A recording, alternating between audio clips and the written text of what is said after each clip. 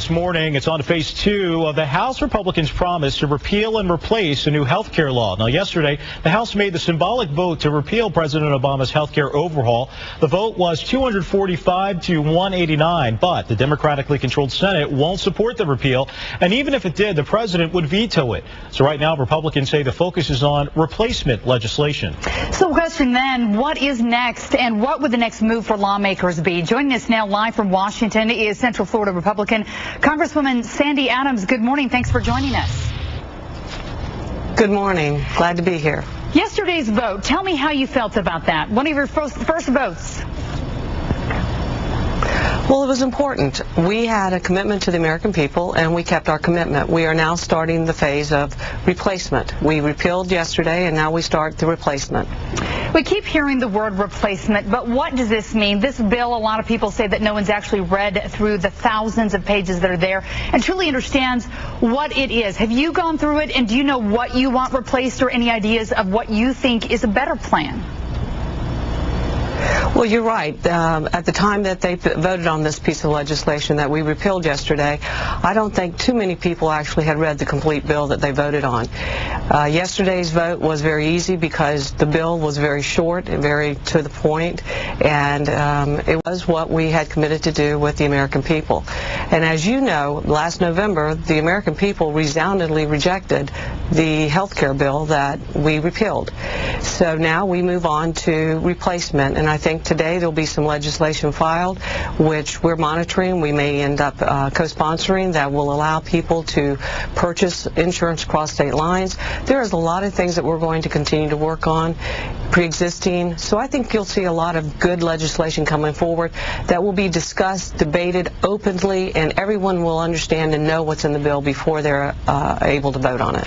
Now, we do realize that you've only been in office for a very short time, but are you hearing from your constituents? And I'm sure that there's some on either side of the aisle saying this is something I want kept and maybe something I want to get rid of. What are they saying to you?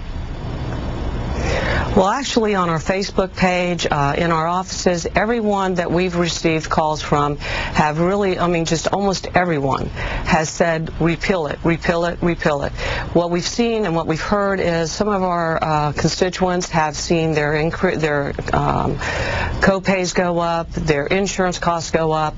This bill could, if not repealed, and I'm hoping that the Senate will take a closer look at this because it needs to be worked on. NFIB, the National Federation of Independent Businesses, said the bill in its current form could cost us 1.6 million jobs. And in this economy, we just can't afford to lose 1.6 million jobs. So we're going to continue to work on this, and we're going to replace it with true reforms. On the flip reforms side, that allow people to... I'm sorry, finish your thought there. Go ahead. I was just saying on the flip side of... Reforms that allow people... We've got a when you have reforms here, that allow people to make their choices. I'm sorry. But we want reforms that allow people to be making those decisions, their own medical decisions. And that's what we need to do. We need quality health care at affordable prices, and that's what we're working on doing.